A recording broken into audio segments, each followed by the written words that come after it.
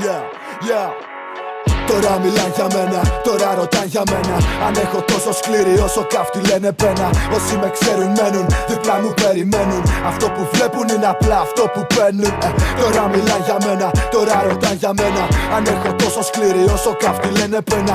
Όσοι με ξέρουν μένουν, δίπλα μου περιμένουν. Αυτό που βλέπουν είναι απλά αυτό που παίρνουν. Τι γίνεται ρε, τι λέει όλα καλά. Έμαθα πως συζητάτε το όνομά μου βασικά. Υπάρχει πρόβλημα γιατί δεν μιλάνε στα ίσια. Γιατί με βλέπουν και με χαιρετάνε σαν κορίτσια.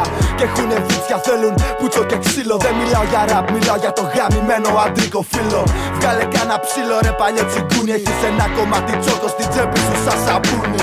Και μου θυμίζεις κάτι διοργανωτές. Τώρα ξέρεις κλασικές μου λοχτές αδερφές που κάνουν ζήτημα 100 ευρώ. Τα στην τσέπη το χιλιάρικο μπαίνει ζεστό. Να γίνω το τσιράκι κάποιου όχι ευχαριστώ.